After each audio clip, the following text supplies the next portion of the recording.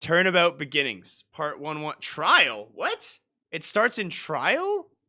That doesn't make any sense. Where's the investigation?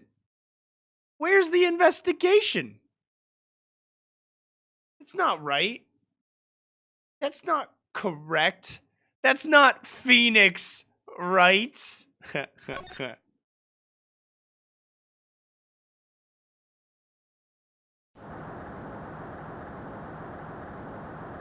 Turnabout Beginnings. Shut up! Come closer, and I kill her. Sorry, but you're not gonna get the chance. Bang! Called it.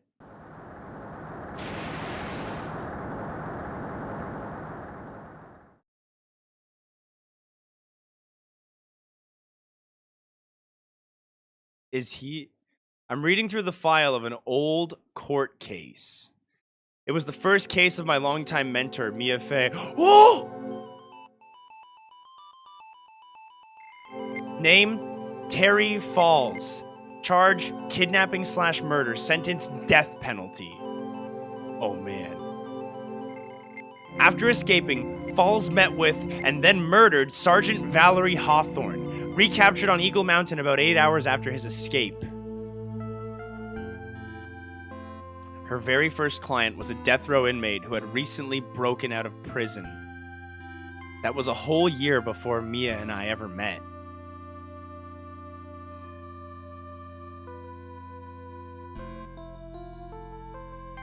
We got to play Mia Fey's second trial at the first case, and we had to play her first trial now? Yes, dude! Yes! Oh, that's so cool. February 16th, 9:24 a.m. District Court, Defendant Lobby, number 4. I'm so nervous. I feel like I'm gonna die. I never should have accepted this case. Oh my god. Ah! Oh, good morning? Don't be so jumpy, Mia. I didn't do nothing, I swear. I didn't kill nobody. Terry Falls, my first client. Sentenced to death 5 years ago and now a prison escapee. Just relax, Mia. Johnny Dazzles with the 14-month sub right there. Dude, thank you so much, Johnny Dazzles. You're the best. No, you. No, you. I really appreciate that, dude. Thank you so much. Just relax, Mia. Make small talk and try to relax him. So why did you escape anyway? Yeah. Oh, I'm sorry. I didn't do nothing. I didn't kill nobody. I never lie. I didn't escape from nowhere. But Mr. Falls, the police just recaptured you 2 days ago. Sorry. I told a little lie. Oh boy. But anyway, I didn't do it. I never killed nobody. I'm sorry for asking, but you're on death row, right? I'm really sorry. They sentenced me to die 5 years ago, but I was tricked, I tell ya. That woman, she lied in her testimony. That's why I got the death penalty. I swear it, I didn't kill her. I could never do that. 2 days ago, he escaped from the prison police wagon when it crashed. Then about 8 hours later, a policewoman was murdered before the police could recapture him. The police believe that Terry Falls did it. After you escaped, did you meet a policewoman? Yeah, I did. She's the reason I escaped. So that much is true. He did meet with the victim. But I didn't kill her! She was alive when I left. She was alive. It's true. I can trust him, right? I mean, I should.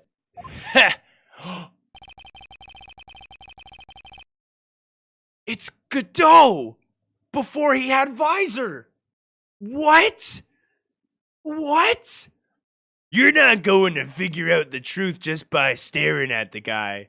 Should I give him his voice? Should I give him the voice? I feel like the voice only fits when he has the visor. You're not going to figure out the truth just by staring at the guy. Why are you here? I came to see how our little kitten was doing all alone in the big scary lion's den. I thought maybe you'd like someone to play with. Where's Mr. Grossberg? That old man is probably still in bed. I bet he's clutching an empty bottle and mumbling in his sleep. Aren't I good enough? After all, it's me, Diego Armando. I didn't say... So Diego Armando, the finest attorney at Grossberg Law Offices, is here for me? That name is so familiar. He has to do with the case... He ties in real hard with a case from Game 1, Case 2, I'm pretty sure. Or maybe somewhere else. I can't remember. I don't know. No, you got it all wrong. Today, you're the finest. After all, it took an amazing amount of guts to take this case. Imagine an escaped death row convict for a first client. Yeah, thanks. Sure wish I could get out of it, though. Relax. I just heard some good news. The prosecutor for today is fresh out of his diapers as well. Really? However, unlike a certain somebody who I won't mention, he's earned the reputation as a genius since beginning his law career. No way, am I gonna get to fight Edgeworth? Genius? Well, it's about time to head in, kitten. Sharpen those claws of yours. It's go time. Oh my god, this is the most hype case. A solitary confinement cell for the condemned must be the world's loneliest place. And that's what my client ran away from. Every other lawyer gave up on him, but not me. When I saw those overflowing eyes and heard that simple childlike voice, I just had the feeling that he was telling the truth.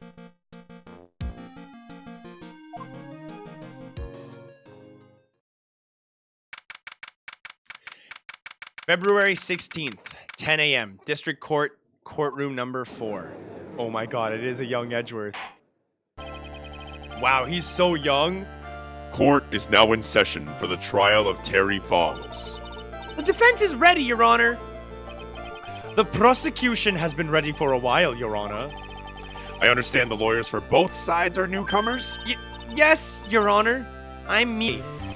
Miles Edgeworth, Your Honor. So you're the new prosecutor everyone is talking about, huh? They say you joined the prosecutor's office at quite an early age. At 20, Your Honor.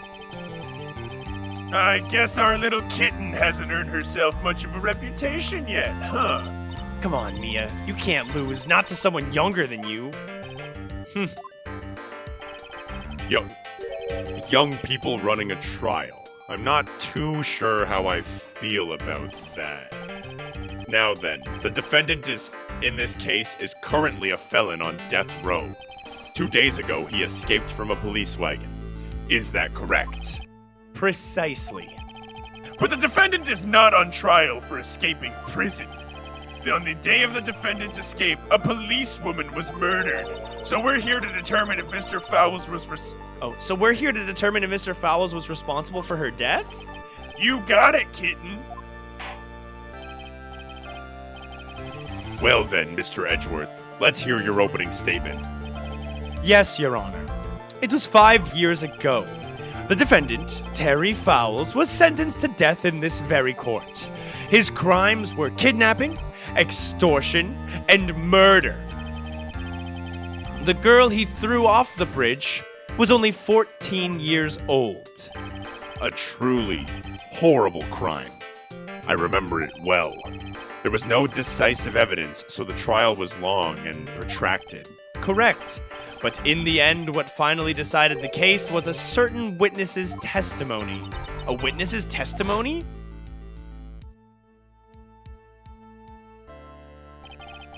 The testimony of Detective Valerie Hawthorne, the person who confronted this criminal.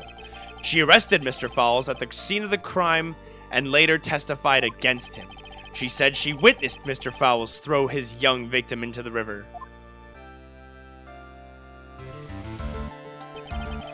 For those who are not aware, Eagle River is known for its powerful current. Most bodies that fall in are never recovered. So Miss Hawthorne's testimony was the one that put him away. That policewoman you just mentioned, that wouldn't be. Exactly. The victim, the same woman that was killed 2 days ago. Police Sergeant Valerie Hawthorne. Ah, I see. The man who was sentenced to death based on her testimony escaped 2 days ago, with only one thing on his mind: to take revenge against the woman who convicted him. Aha! The truth is becoming clear to me now. Huh? Yes. It's quite obvious that the defendant is guilty. Wait a minute, that's not right. At least hear the case before you decide on the outcome, Your Honor. Watch yourself, Miss Faye.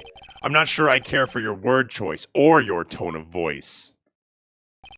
Young people these days simply don't know how to respect their elders. Why, you're even younger than me, you hypocrite. Now then, Mr. Edgeworth, please call your first witness. I call the detective who was in charge of the initial investigation of this trial. A young gumshoe. Witness, state your name and occupation. Gumshoe, Dick Gumshoe. I'm the homicide detective in charge of the case, sir. I finally got promoted to detective division half a year ago. I don't believe anyone asked you about that. Hey, ma'am, you got any idea how much work it takes? What is it? You're really gorgeous. Excuse me? No, seriously. My heart, it's aching for you. Detective, pull yourself together and try to be professional. Otherwise, I'll write you up on contempt so quick that something other than your heart will ache. Ugh! Okay, I got it. Now, Detective, tell us about the incident. Yes, sir, right away. The victim was Sergeant Valerie Hawthorne, a victim of the police force.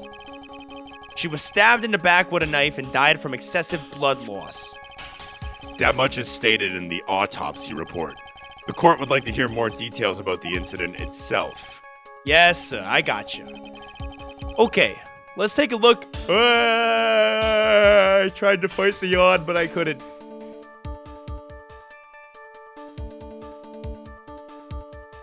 Get the eye crust out of my eye. Okay. Yes, sir. I gotcha. Okay, let's take a look at this aerial map of the area here.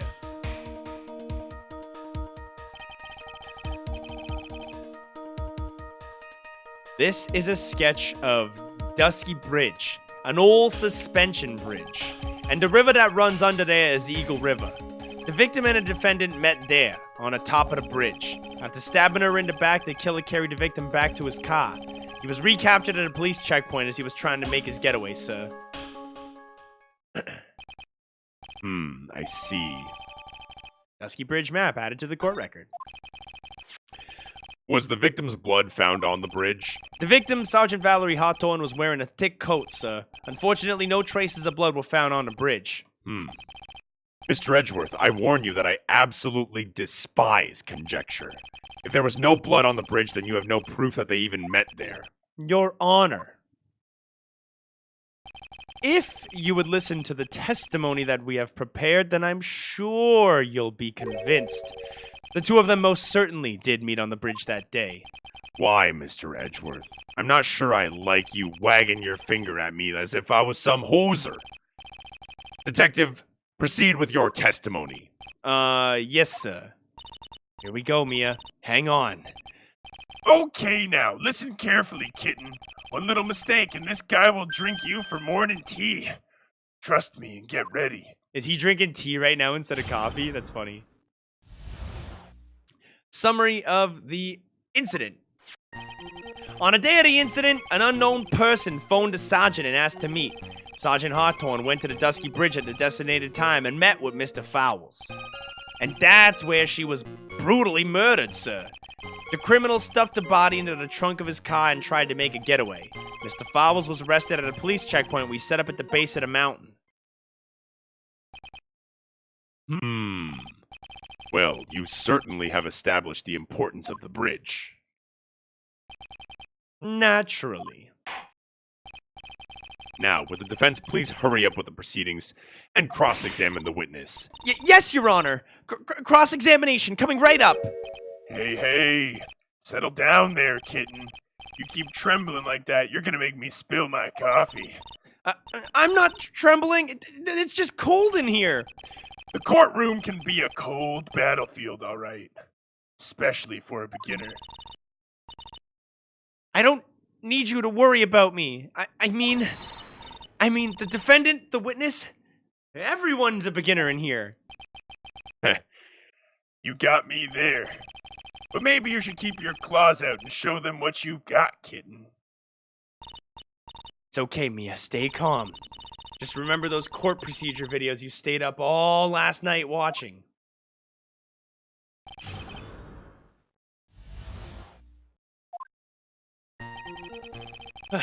On a day of the incident, an unknown person... What's my evidence? Literally just the autopsy report and the Dusky Bridge map. 4 or 5 p.m. from blood loss, and then 40 feet above Eagle River. That's 5 yards.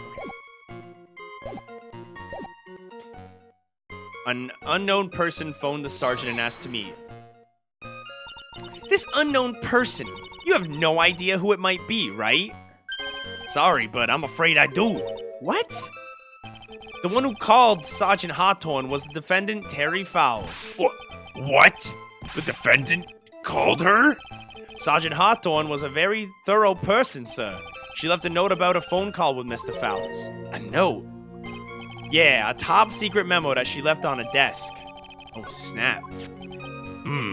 According to this note, it seems the one who called her to the bridge was indeed the defendant, Terry Fowles. Yeah! Whose bright idea was it to keep that note from me? Looks like the judge is even more sure of his verdict now. Listen up. Never ask a question if you don't already know the answer. It's that detective's fault. He's the one who said unknown person. Hey now, don't make that face at me. I just said it that way because the prosecutor told me to. Was that a trap? With that cute face. I didn't expect him to be so sneaky. Damn. Sergeant Hawthorne went to the Dusky Bridge at the designated time to meet with Mr. Fowles. Confidential police materials written by the victim. Okay. Excuse me. Fowles, 4:30 p.m. at that bridge. Wear white scarf for identification. Talk to Dahlia. Tell her this time the whole truth must come out. Talk to Dahlia. That's Phoenix Wright's ex-girlfriend, girl from Case 1, Dolly, remember? Okay, because she was the reason that Mia didn't go back to court for like 8 months after this trial. So here we go. Alright, Sergeant Hawthorne went to Dusky Bridge. Wait, I gotta take one more look at this note. Talk to Dahlia. Tell her this time. Okay. Sergeant Hawthorne went to the Dusky Bridge at the designated time and met with Mr. Fowles. Let's press.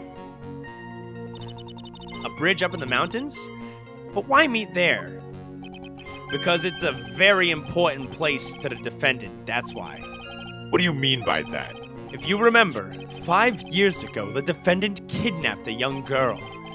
He was chased onto the bridge, and it was there that he killed his hostage. And the place where all of this occurred was, of course, Dusky Bridge. The very place where Sergeant Hawthorne arrested and handcuffed Mr. Fowles. Returning to the scene of the crime. How nostalgic. And that's where she was brutally murdered, sir. Well, hold on. Was the blood of the victim discovered right away? Yeah, we were really on the ball. We found a criminal within an hour of the murder. It was great. We even got to say, "Don't move, we got you surrounded." Wait a second. Isn't there something weird about that? The location was a suspension bridge up in the mountains. So how did they find out about the crime so quickly? Sergeant Hawthorne must have mentioned the phone call to someone else, right? If that's what happened, then she wouldn't have been killed. She never mentioned a phone call from Mr. Fowles, but she left a note on a desk about it. If only I had noticed it earlier. Maybe she'd still be alive. I wonder why she didn't mention the phone call to anybody.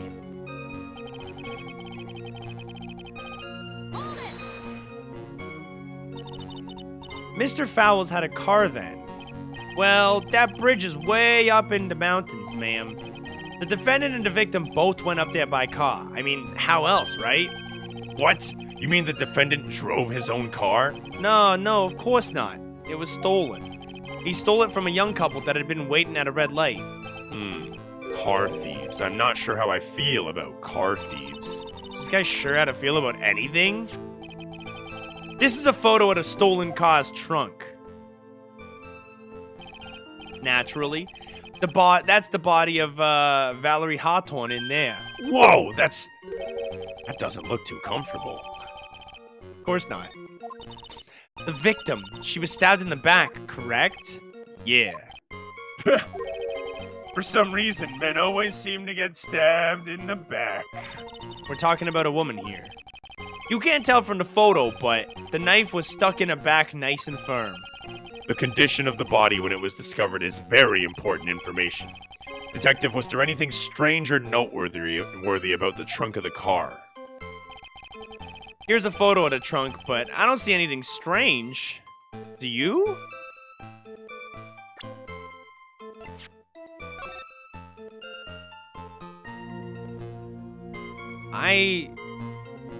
Not yet. There's no blood. I mean, I would expect blood. But if she was stabbed in the back, I wouldn't expect it on her front. It's reasonable enough if she was stabbed in the back to not see the blood.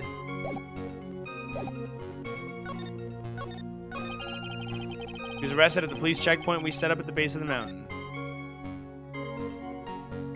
I'm impressed, I guess. What did the defendant have to say about this photo? What he always says, ma'am. I didn't do it. I didn't do nothing. That's all he says. Nothing? I wouldn't say he did nothing. At the very least, we know he stole a car. It's just what he always says, Your Honor. And then he always says... Sorry. I told a little lie. Or something like that. Well, in any case, it seems he was caught and arrested. Precisely. Mr. Fowles was arrested at the police checkpoint we set up at the base of the mountain.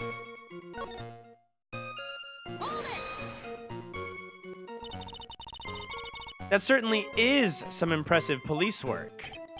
Well, no, actually it was way too close for comfort. We set up that checkpoint just after 5 p.m. We figured that Mr. Fowles might try to run. What do you mean it was too close for comfort? The two of them Excuse me. The two of them arranged to meet at 4:30 p.m. And it takes approximately 30 minutes to go from the bridge to the checkpoint.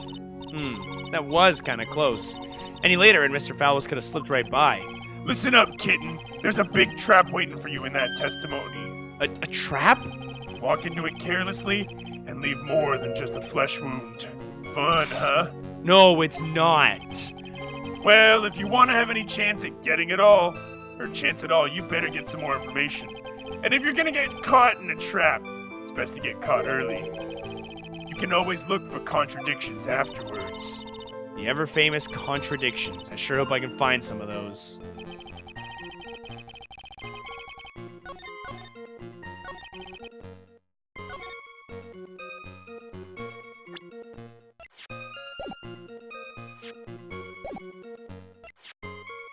Died from blood loss from 4 to 5 p.m. I mean, it is a little weird. It is a little weird because there should be a knife in her back, but she's laying on her back. But I mean, she's dead, so that doesn't matter that much. Confidential police materials written by the victim. Victim's note. Dun, dun, dun, dun, dun. This note was at 1:21 p.m. as well.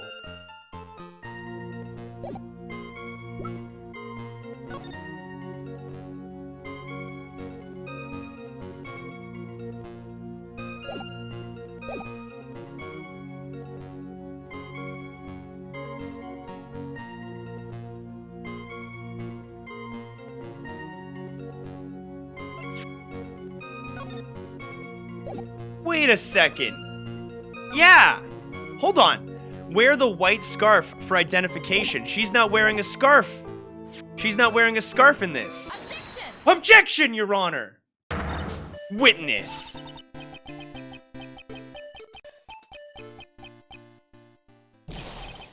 What is it? Do you have something to say, Miss Faye? I'm sorry, I totally forgot what I was going to say. This is the first time I've ever actually had to address someone like that. Ugh. You should have practiced before coming to court. Honestly, Miss Faye, I'm not sure I like this. Say there, little kitten, want a piece of my coffee candy? Candy? Well, you're still too young to be drinking real coffee. Come on, Mia, shake it off. You're a lawyer. Detective! Oh, sorry. Detective! Yes, ma'am? This photo. You said that there was nothing peculiar about it. Is that correct? Yeah, that's what I said. Well then, I suggest you take another look at the note written by the victim. The note? It very clearly says, wear white scarf for identification. The caller must have forgotten what the victim looked like, thus this special request. I have one very simple question for you, detective. Where is the white scarf? I can't seem to find it in this photo. Well, to be honest, we didn't find it in the trunk, ma'am. And you stopped there? You should have looked for it!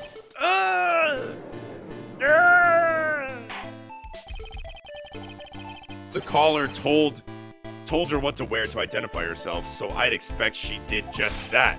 Well, Mr. Edgeworth, what do you have to say about this? I see the defense is a little lacking.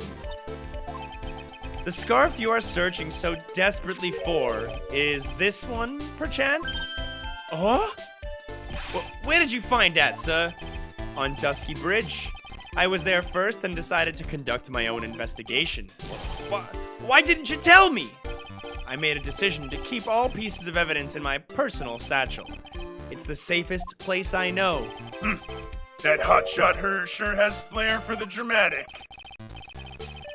It's not exactly white, as the caller requested, but as you can see, it is close enough for what it was intended for. It looks like it spent some time in the mud. Not surprisingly, it was drizzling on the mountain that day. Prosecutor Edgeworth, he was intentionally hiding that scarf the whole time. The court will accept the scarf into evidence. I don't like this. She was a detail-oriented enough person to leave a note of her phone call, and if I look at her profile, it will say that too, right? No. Won't. But that's what Gumshoe said. I don't think she would bring a blue scarf, the kind of person that she's sounding like. Worn by the victim at the time of the incident found on Dusky Bridge. Okay. If the attorney for the defense is finished embarrassing herself, I'd like to move on with the testimony. That is all right with you, isn't it, Miss Faye? Boy, would I like to wrap this scarf around his smarmy little neck. Very good. Now, if we're done with the mud-covered scarf business, the prosecution moves to establish conclusively and with hard evidence that Miss Hawthorne and Mr. Fowles did indeed meet at the bridge that day. Further, we will show exactly what occurred there. That sounds quite promising. I can't wait to hear all about it. Everything is moving all at his whim. Don't forget, kitten. There's a reason why everyone considers this guy a genius. A genius, huh? The events on Dusky Bridge. Actually, there's an eyewitness who was there when the incident took place. This photo was accidentally taken by the witness. It shows her wearing the scarf, sir. It was drizzling that day, unfortunately. It's a little hard to see what's going on. Anyway, the criminal shoved the victim down from behind and stabbed her in the back. That must have been when the scarf fell off. They met on the bridge. How did they pull that off? Looking at this photo, you really get the sense that this bridge is very high up. It is about a 40-feet drop from the bridge to the Eagle River down below. Mr. Edgeworth, who took this photo anyway? Let's just say that it was a well-intentioned third. Oop, a well-intentioned third party. Don't press foot pedal while playing Phoenix Wright, ladies and gentlemen. That's the lesson I just learned. Aha! A potential witness. So why isn't this person in the courtroom?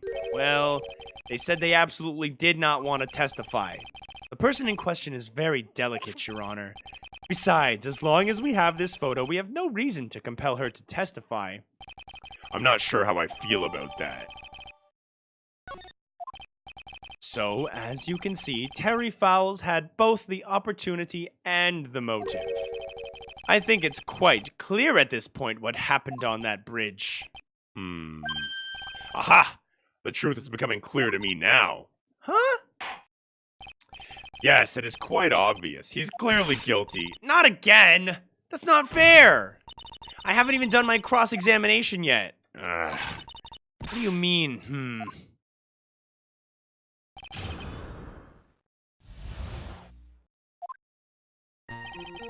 Actually, there's an eyewitness who was there when the incident took place. This photo was accidentally taken by the witness. It shows her wearing the scarf, sir. It was drizzling that day. Unfortunately, it's a little hard to see what's going on. Hold on, I gotta be pressing and stuff right now. Actually, there's an eyewitness who took... I want to get this photo. Is it in the evidence? Yeesh.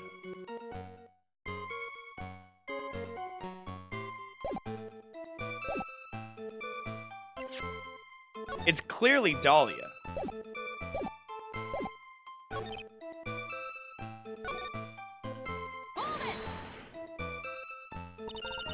The victim is wearing a scarf in that photo, alright. So about the witness who took the photo. What was this person doing all the way in the mountains? She was taking photos of wild flowers, apparently. There are many unusual types of flora on that mountain, Miss Faye. People in the area say it's because of the spirits that live there. Spirits? Now that you mention it, this photo, the cloudy fog-like thing, is it a ghost? Oh, I don't believe it. No, Your Honor. No, I don't think it's a ghost. It was drizzling that day. Unfortunately, it's a little hard to see what's going on.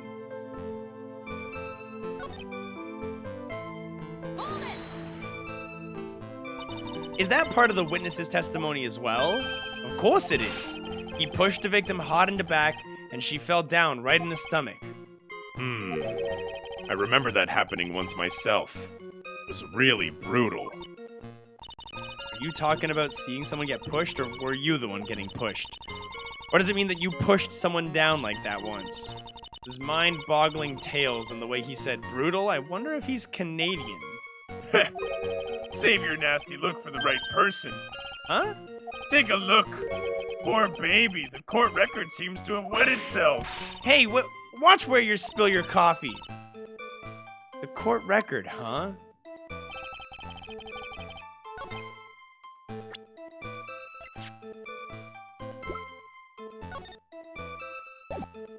I feel like I want to present the picture.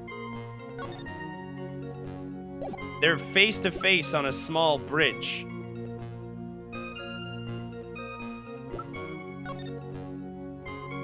I don't get how he would push her down from behind. Damn it. This evidence establishes that the defendant is lying, sir. Don't ask me to confirm your facts. Sorry, this is my first time handling a case.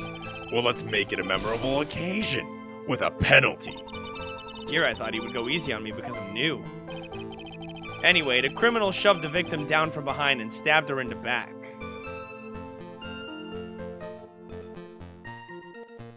Hold on.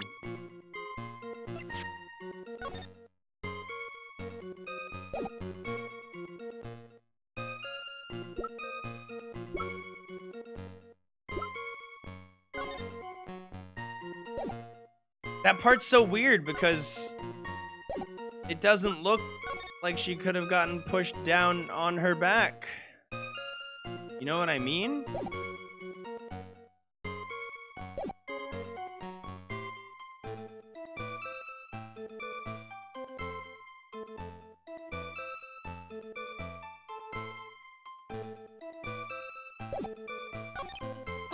Must have been when the scarf fell off, I guess. So in other words, there was a struggle between the criminal and the victim, huh? That's what the witness said. Well, it looks like she didn't remember about the scarf, but from what she said, it sounded like a pretty violent fight, ma'am. An area was wet from rain. The bridge was probably wet too, which would explain why the scarf was all covered in mud, but there's something about this testimony that's still bothering me.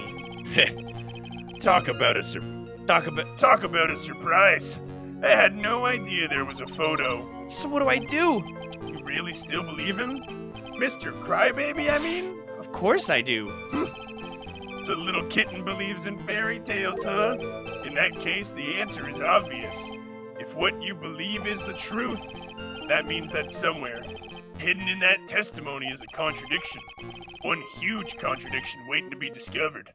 That's your chance.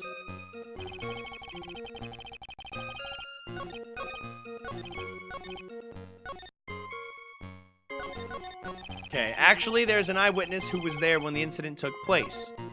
The photo was accidentally taken by the witness. It shows her walking, or her wearing the scarf, sir. That's not what I meant to look at. This one. Okay, the thing that's, I think we were on the right statement before. I think what we gotta do, it was drizzling that day, blibbity blobbity blue. The victim shoved down from behind and stabbed her in the back. I think we had the right spot. I think we gotta present this. Because if the scarf got muddy, the jacket should have gotten muddy. I mean, it's a bridge, but it's a bridge outside, so it's still dirty. Let's try. Yes! It worked. So at the time of the crime, there was a light drizzle coming down, correct? Yeah, and a fog too. Just a generally soggy atmosphere. That hair wipe. Well, I have evidence that doesn't go with that soggy atmosphere. But this is a photo of the victim's body that was found in the car trunk. Considering the conditions at the scene of the crime, something isn't right. Well, by all means, please enlighten us as to what isn't right.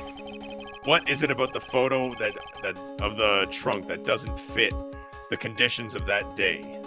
It's the front of her coat. It's too clean. Naturally, the answer is right here.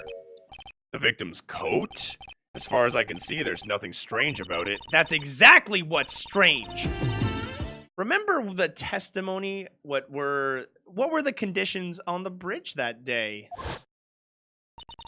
It was drizzling and foggy. Dusky bridge was all wet. If the victim really had fallen down on her stomach on top of the bridge, then the front of her coat should have been covered in mud. That's exactly right. The other day I fell on a muddy street and my gorgeous playoff beard was befouled. I do admit that the crime scene was quite wet that day. However, that doesn't mean that the top of the bridge itself was muddy. If Your Honor had fallen in the shower instead of on a muddy street, his glorious hockey beard, pride of the legal league, would be wet, not muddy. Fortunately, I have yet to test that. Still, your point is well taken. Can you prove that the surface of the bridge was muddy that day? The surface of the bridge, huh? A real man wouldn't stand for a taunt like this. Neither would a real woman. Of course I can. Huh? Here is the evidence that proves the surface of the bridge was muddy. It's the muddy scarf. The evidence is the scarf. Oh! It should be obvious. If the scarf fell onto the bridge and got this muddy, then it means that the bridge was obviously covered in mud. Ugh! No, I can't be outwitted by this novice bimbo. Hey, same to you, buddy. What a dick. Miss Faye's assertion makes perfect sense to me. I do admit that there appears to be a contradiction between the conditions of the victim's coat and her scarf. However, the real question is, why is there a contradiction? Huh? For every contradiction, there exists an explanation. Let's look at the explanation in this case. What the explanation in this case may be, shall we? All right. It's not like he's really giving me a choice here. Huh. You're doing pretty good for a little kitten. Mr. Armando. No matter what he says, a contradiction always comes down to a lie. It's either the victim discovered in the trunk, the witness's photo showing the defendant and the victim, or the witness's testimony that stated she saw the moment of the murder. Just relax and think it over. It's pretty simple, isn't it? The false evidence. It's one of those three.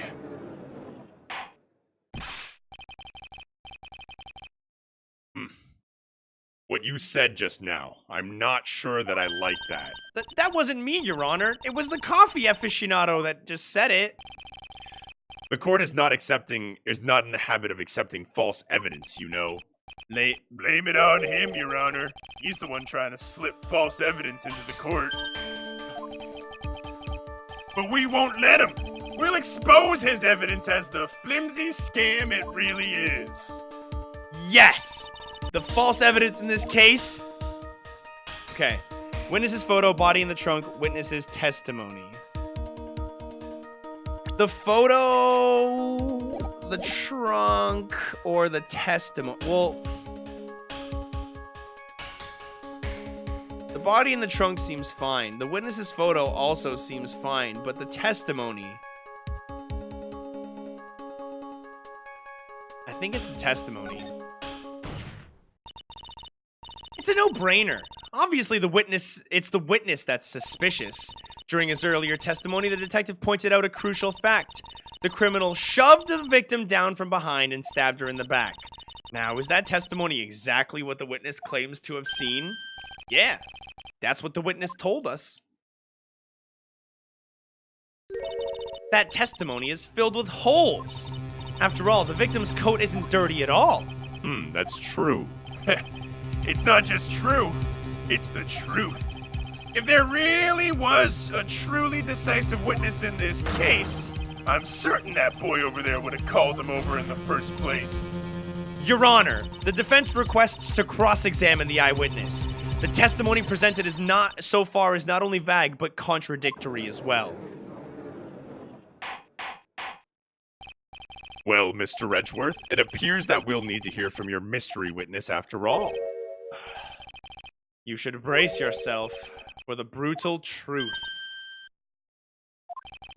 Your Honor, the prosecution has no intention of hiding the witness from this court. We are prepared to present our witness at any time. Very well.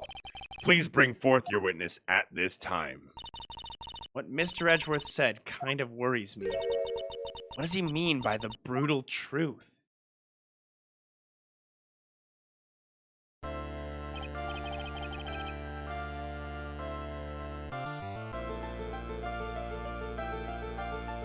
Now, let's proceed with the testimony. Mr. Edgeworth, please go right ahead. Thank you, Your Honor. The prosecution summons the woman who saw the events that day with her very own eyes. This is it, Mia. The battle begins here. Witness, what is your name and occupation?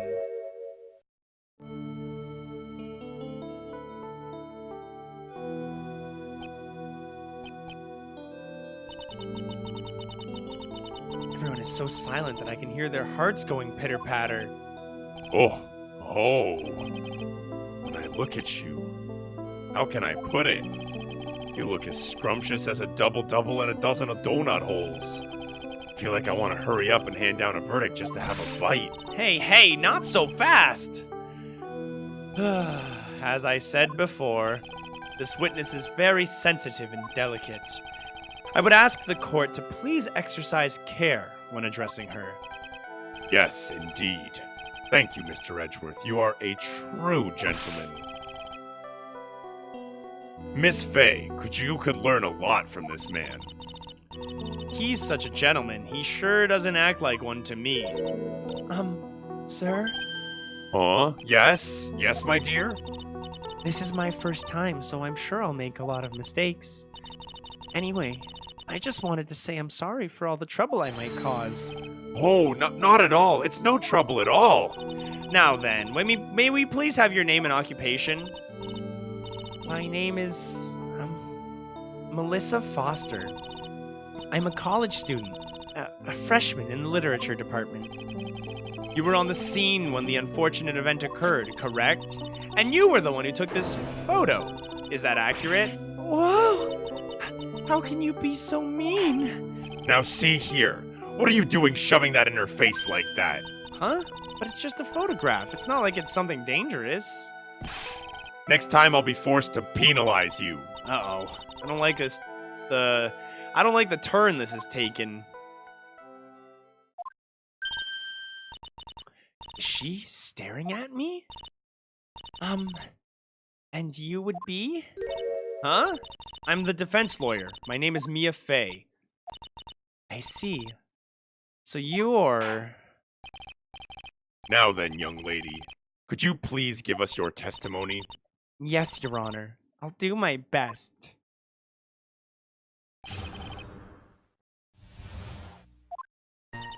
I was using my camera to take some pictures of wildflowers. Then I noticed there were two people standing up on the suspension bridge. Suddenly, they just started fighting. That's when I hurried and took the photo that shows the crucial moment. And right after that, I called the police. By the way, where were you standing when the incident occurred? I believe the map would be of help here. I was standing over here. I was standing in a beautiful field, surrounded by tall cliffs. So you took the photo from that location, eh? But that's suspicious to me, because the photo, you can see rocks on the left side, so I guess it makes enough sense. But it looks like from that position, it'd be hard to get the bridge in the shot. I brought the camera I was using at the time, just like Mr. Edgeworth asked me to do. Oh, what a cute little camera, just like its owner. All right. Alrighty then, Miss Fey. Time for your cross-examination, but I warn you, make this witness cry again and you'll feel the wrath of my gavel.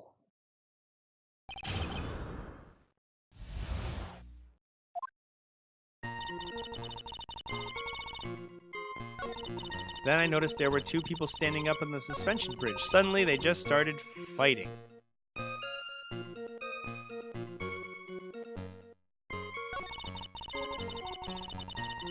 That's when I hurried and took the photo that shows the crucial moment. I'm gonna press this first. Why did you take a photo? Well, the two of them were really going at it. Ever since I was a little girl, I always wanted to be a news reporter. I guess that part of me just kind of took over. Smells like a lie to me. Yes, I understand completely.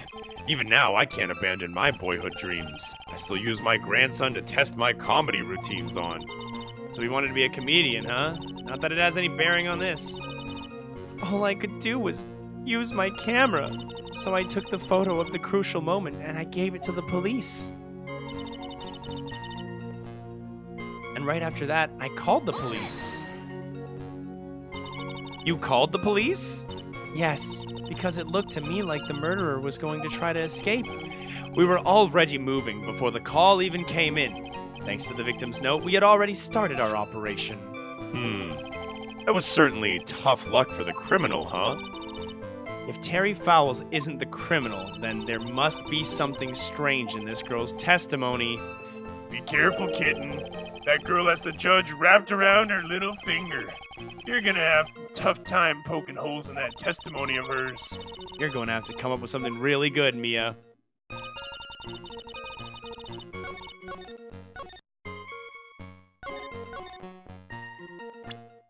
The photo of the crucial moment. The photo is of them not fighting, though. And also...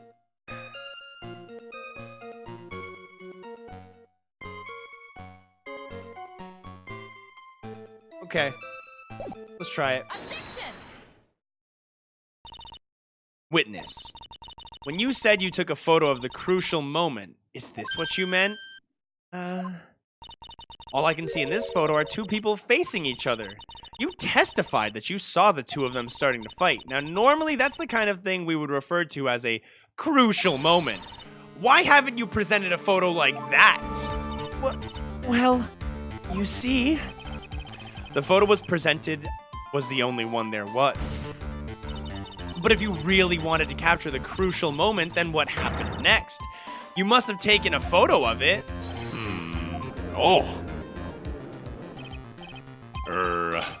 My apologies, young lady, but Miss Faye's assertion is not without a certain amount of merit. He can certainly downplay a situation, can't he? I'm sorry. I'm a very bad girl.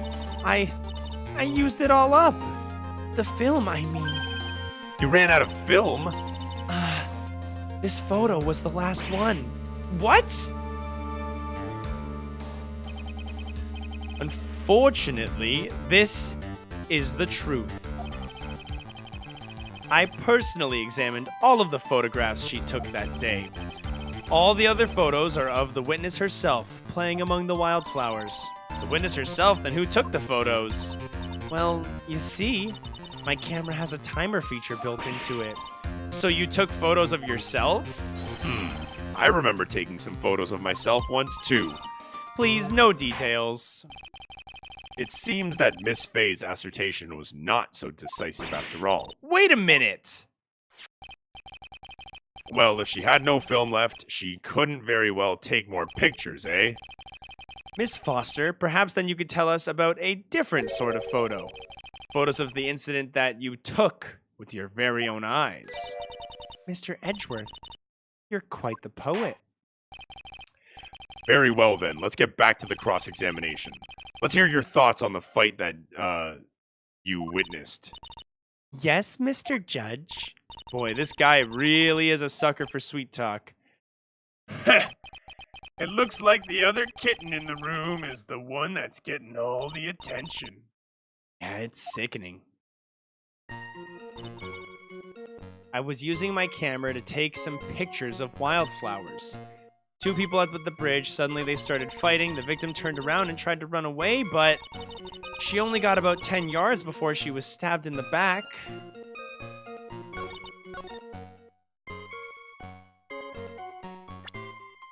I don't know about that. Hold on. Where's the map? Dusky Bridge map. If she took the picture from the bottom left and the... what's it called? The crime photo. Not the crime photo. And in the witness's photo, she's on the right side of the bridge. That places the witness on closer to the broken side of the bridge. And as you can see in the bottom left hand of the map, 5 yards is about half of the span of the functional bridge, where 10 yards would have to be nearly the whole bridge. So I think we found our contradiction already.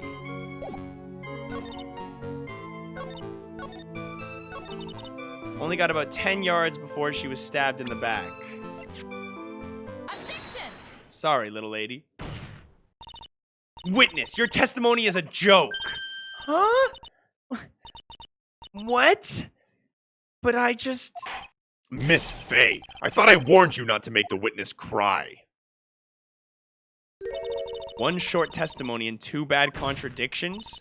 There's no possible excuse. You say there were 2 contradictions? It's simple. Just take a look at the diagram of the area. According to her testimony, the two of them were in the middle of the bridge. But if they were, and the victim had turned around and tried to run, well then... She would have hit a dead end. You said 10 yards, but she couldn't have even ran 5. Because Dusky Bridges collapsed on that side. Ah! What does this all mean? It's very simple, Your Honor. This charming little waitress told a charming little lie. That's all there is to it. Ugh. This beautiful young lady has been lying to the court? Just a moment, Your Honor. Mr. Edgeworth. Your Honor, allow me to personally apologize for the confusion. What do you mean? There's one major mistake in this diagram. What What did you say? are you referring to? It's all because this diagram was made after the incident occurred. It's a very old bridge. We couldn't find any official blueprints of it. So you're saying... I'm saying that even though the bridge is currently in disrepair, there's no evidence that can prove the bridge was broken during the incident. That's ridiculous! You can't actually tell the condition of the bridge from this photo. I apologize to the court for not being more clear when I presented the evidence.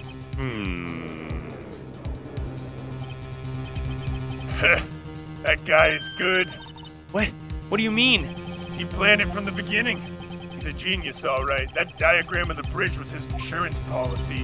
What? That coward. Well, Miss Faye, it seems you've once again made a reckless accusation. I'm so sorry. I should have been more careful myself. No.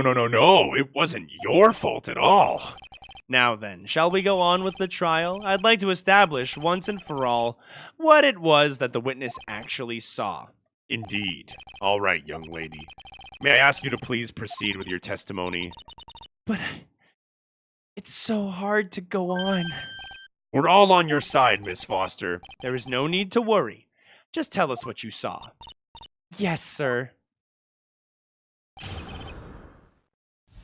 Running from the crime. After he stabbed her in the back, he quickly picked her up in his arms, and then he carried her over to the car. I suppose that's the only way he could make sure the body stayed hidden. He couldn't just leave the body on top of the bridge. Oh, I'm sorry. I'm only supposed to talk about what I saw. Witnessing such violence must have been difficult. Yes, sir. I'm still shaken up. If he accepts this testimony as it is, we're finished. Don't say that. Oh well, maybe I'll stop off at my favorite cafe on the way home. They make a really great mocha latte. This trial isn't over yet. That's what I like to hear. All right, Miss Faye. Your cross-examination, if you please. Contradictions are staring you right in the face, Mia. Go on the attack.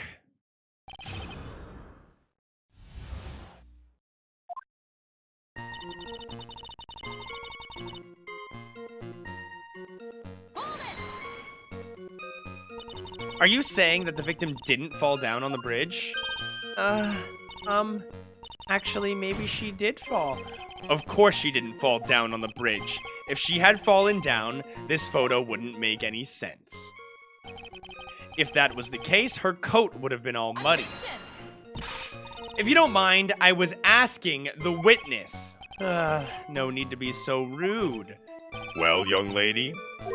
Of course she didn't fall down. The man in the prison uniform grabbed her before she could. We're one step too slow. And then what did the defendant do after that?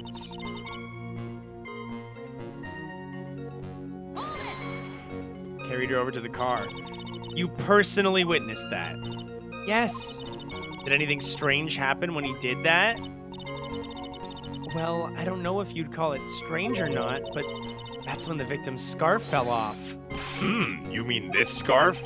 Her words match what we found at the scene. I don't see any problem. I suppose that was the only way he could make sure the body stayed hidden. You mean the defendant carried the body all by himself? Yes. Considering the size of the defendant, I don't think it would be difficult. Yes, but let's remember, they were on a narrow bridge that was ready to collapse. Is it even possible for him to have carried a dead body on a bridge like that? Well, the fact of the matter is that he did. That kind of talk is just silly. Wow, why did he get so emotional all of a sudden? Miss Faye, if you think there's some other possibility, please share it with the rest of us. Couldn't just leave the body on top of the bridge.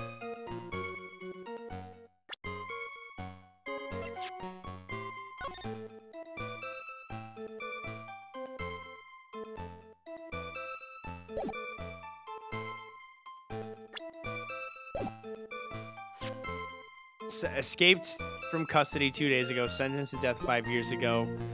Police officer and victim key witness in this case against Fowles 5 years ago. Hotshot lawyer, my senior, and rival at the office, a bit smug. Dubbed a genius as soon as he started as a prosecutor. Today is his court debut, and homicide detective in charge of the initial investigation, still new to his position. A college student witnessed and photographed the incident on Dusky Bridge.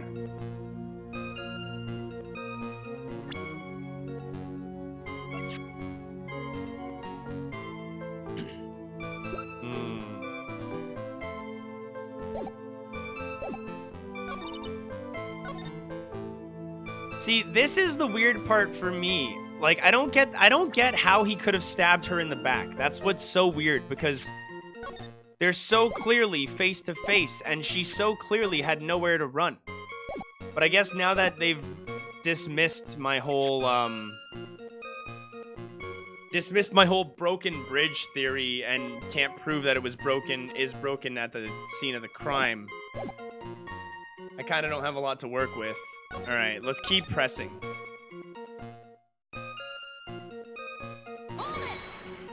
Only way you can make sure the body stayed hidden. You mean the defendant carried the body all by himself? I already checked this one. Earlier they mentioned, someone mentioned that bodies don't usually turn up when pushed into the river. He couldn't just leave the body on top of the bridge. The biggest hole here is, why wouldn't he just throw her in the water instead of, you know, put her in the trunk? It makes no sense. It makes no sense. Why do you say that? It's already a broken down bridge hidden away in the mountains. Doing anything more to hide the corpse would be going overboard, wouldn't it? Yes, but that mountain is famous among hikers. A surprising number of people go up there. But it's February, right? And it was raining that day, correct? There's also a small temple and channeling dojo there. You know those monks? They just love cold, isolated places. I think the witness is trying to say that the corpse could have been found at any time. Besides, the witness is merely reporting what she witnessed with her own eyes.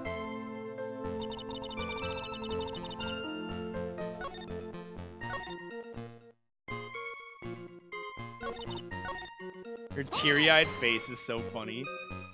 And you're absolutely certain that it was my client who was carrying the body. Well, he was wearing a prisoner's uniform, but as for his face... So you're saying you didn't get a clear look at his face? Well, they were far away and it was raining as well. I thought I was only supposed to say exactly what I saw. Excellent. You're a remarkably honest young woman. Something about this testimony's bothering me, but what? Hey, kitten, have you ever put salt in your coffee? No, why would I? Why not? Huh? It may actually go better with coffee than sugar, right? Listen, my point is, if you're not sure, may as well add a ton of salt to it. It might bring out the rust in something, like a piece of evidence. That's right, Mia. Go and present something. You've got nothing to lose. By the way, I wouldn't put salt in my coffee. The two don't go out together at all.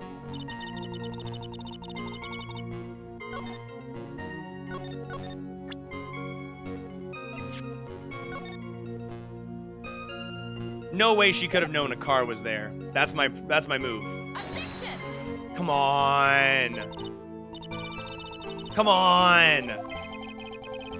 You can't see the car with that hill.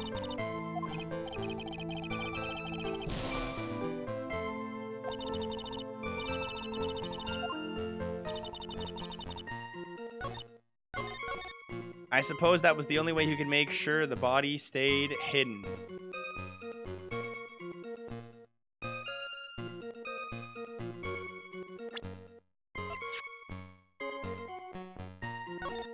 Do I have to present it here?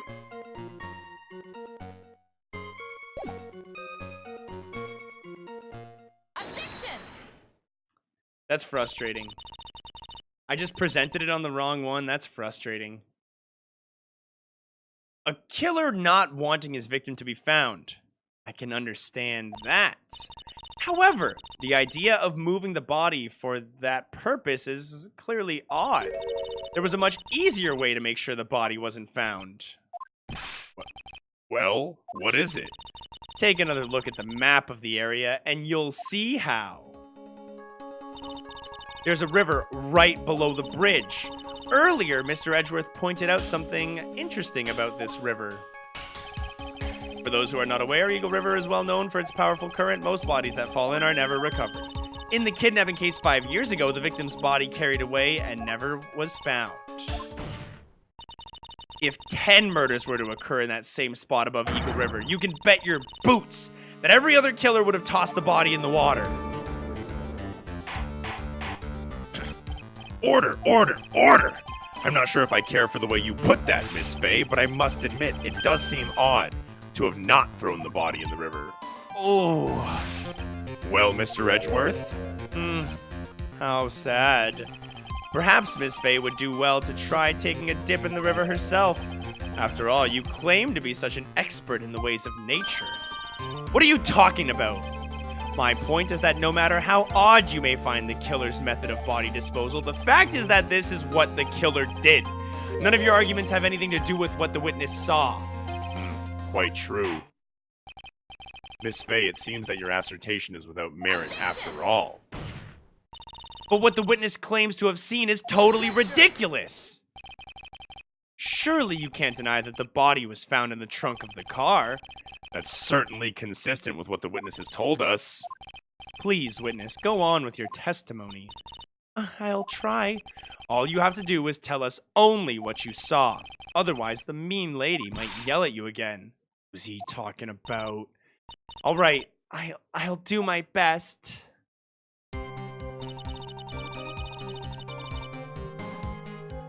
After he stabbed her, he quickly picked her up in his arms, carried her over to the car.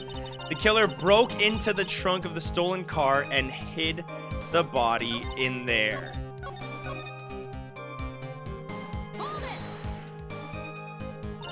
What did the man do then? Well, naturally, he got in the car and was about to flee. That's when I came to my senses. I said to myself, you have to call the police. And so that's when you called the police? You're sure that you saw all of that with your own eyes? Yes, I'm 100% certain.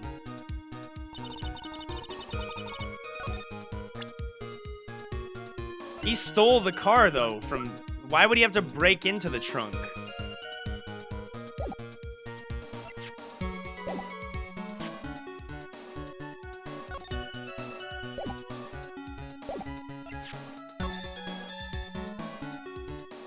Does that... I can't really tell if that trunk latch looks broken or not. It kind of does? Maybe he didn't steal the key. But how did he drive the car?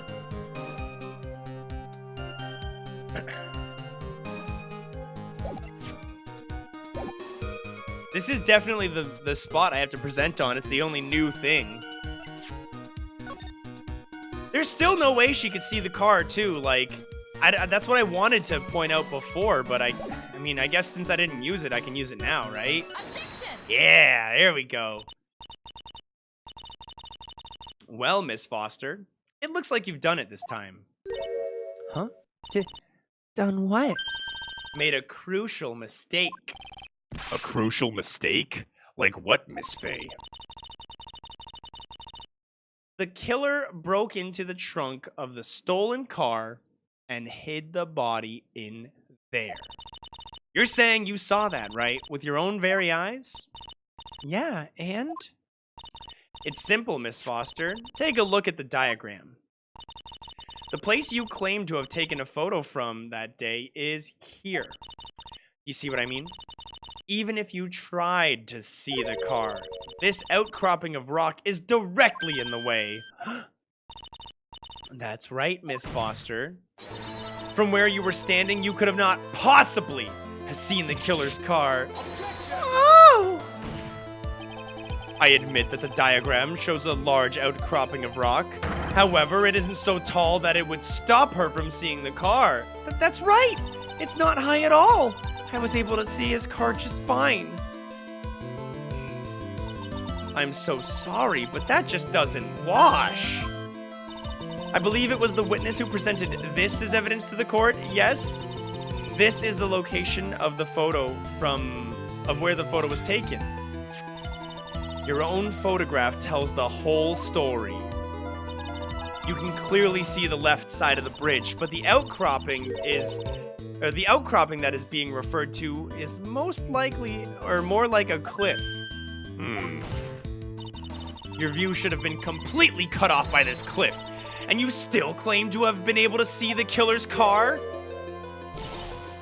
No! Order! Order! Order in the court. What is the meaning of all this ballyhoo? Your Honor, don't jump to any hasty conclusions. The fact that the escaped fled in a stolen car was reported on the news. After witnessing a murder, I'm sure that you can appreciate the witness was very upset. She must have heard about a stolen car and about the stolen car and convinced herself that she saw it. But she was repeatedly warned before starting her testimony. She was told to testify only about what she saw with her own eyes. Oh. Mr. Judge? What is it? I think I must have remembered things wrong. Hey, wait a minute. Hey, wait a minute. You can't just say that. Miss Faye, no one on the face of the planet is perfect. Yes, indeed. Quite true. You know what they say. To err is human, to forgive divine. I'm inclined to give the benefit of the doubt to our witness here. What? That's not fair! Save the tears for later, kitten. Mr. Armando. Don't look back until the trial is over. Now is the time to go forward. But that wasn't fair! Okay, kitten, you need to relax. Then you need to remember the other kitten's testimony. The killer broke into the trunk of the stolen car and hid the body there. So tell us, how do you know that? How do you know that he broke into the trunk? Aha! Until you can explain how you knew that, you're going to have a lot of very suspicious people on this side of the courtroom. Well, witness? Well, I'm certain that he broke into the trunk because there were marks left on the trunk's lid. I'm certain that there were scratch marks from when he broke into it. What? Let me see the photo. It's true. These certainly look like scratch marks around the keyhole. It's obvious that this trunk has been broken into. Well, Miss Faye, are you satisfied? The judge is on her side. I can't make any mistakes here. What she just said, is there a contradiction in there somewhere? It doesn't work. No, it doesn't work. Melissa Foster, it looks like you finally betrayed yourself. What? You said you were in a field taking photos of wildflowers, but even so, you knew about the scratches. The question is when? When did you get a chance to see those scratches? I finally got her. I'm getting pretty tired of waiting over here. Then perhaps it would be faster if Miss Faye explained herself. Your Honor, there's only one possible explanation. The reason the witness had seen the scratches was because she put the corpse in herself, passing by owner of the car. No, put the corpse in herself, for sure. There was only one way that the witness had the chance to see those scratches. Yes? What is it? Naturally, when she opened the trunk and stuffed the corpse in there herself. The person who really hid the body in the trunk of that car was Melissa Foster. It was you that did it, wasn't it? That's ridiculous. I could never. There was a man in the prison garb. He's the one that... I don't think so, Miss Foster. If Mr. Fowles had been the one to put the corpse in the trunk, he would have simply used the car key. There was no need to break it open. But he stole the car. He stole it from a young couple that had been waiting at a red light, which means that the key would have still been in the ignition. Oh, I see. Thank you for telling us about the scratches, Miss Foster. Without that, we never would have uncovered the truth. It couldn't have been Mr. Fowles that put the body in the trunk. No! Preposterous! To even suggest that the witness put the body in there. If that were true, then how do you explain this photo that she took? The corpse could have only been put in the trunk when the incident occurred, and we already know that at that time she was taking photographs. Now is your chance, Mia. Finish this thing. On the contrary, I'm not so certain about that anymore, Mr. Edgeworth. There's no need to think too deeply about it. What I'm saying is the shutter for this may have not been pushed by Miss Foster herself. Timer function, yeah. I don't think you can make a mistake about it. Take a look at her camera. It has a timer built in, even a mini tripod. Almost as if the camera was brought just to take this picture. What are you trying to say then, Miss Faye? That the crime occurred, that when the crime occurred, Miss Foster wasn't in the field as she claimed? Well, if she really did use the camera's auto timer, then the answer is yes, she was somewhere else. Exactly, she was not in the field. Would the defense please explain further? Listen, this is a crucial point. Where was Miss Foster when the incident occurred? And answering that question will also make clear Miss Foster's true identity. Well then, please answer the question. Where was Melissa Foster on the incident, when the incident on the bridge occurred? Right there. Naturally, the witness was right here. But that's where the victim, Miss Hawthorne, was standing. Order in my court, eh? Miss Faye, what on earth? Your Honor, if I may. After parting with the victim on the bridge, the defendant fled by car. But this would mean that there was no time to put the victim in the trunk. In other words, if someone put the body in the trunk, it could only have been before the defendant met the victim. How asinine. Of course Mr. Fowles met with the victim. The only person with the opportunity to have put the victim in the trunk is the same man that killed her, Terry Fowles. You still don't understand, do you, Edgeworth? By the time the witness's photo was taken, the victim was already dead. The person in the photo was not Valerie Hawthorne. What? I've never heard anything more ridiculous in my entire life. Then who exactly is the victim in this photo? It's obvious, isn't it? It's your own witness. What? The only possible explanation. The woman that Mr. Fowles met on the bridge that day was not Valerie Hawthorne. It was you, Melissa Foster.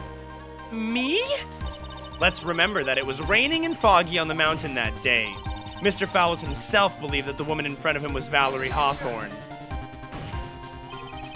But the defendant knew Valerie Hawthorne as well. After all, she was the woman whose testimony helped get him convicted. But since then, my client had spent 5 years in federal penitentiary. He couldn't remember exactly what she looked like anymore. You're just making this up as you go along. Where's your proof?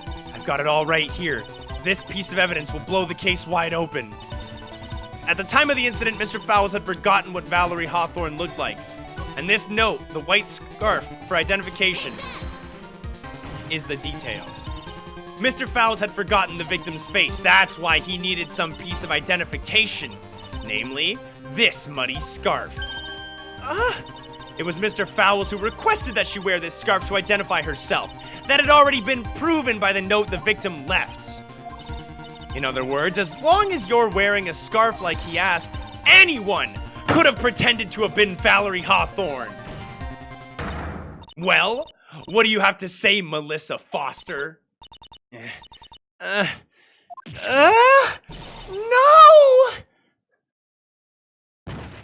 She fainted? Oh.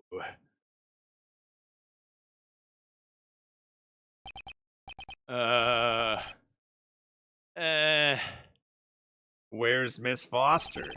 She is collecting herself in the lobby. It's so obvious that Melissa Foster did it. She hid the body in the trunk and disguised herself as the victim. She set up the camera to take a fake photo of them together. The only question is, why did she do it? Well, isn't that obvious? She's the true criminal. We'll have to wait for Miss Foster to compose herself before we start again. Until then, this court is in recess. The defense and prosecution are instructed to wait in the lobby.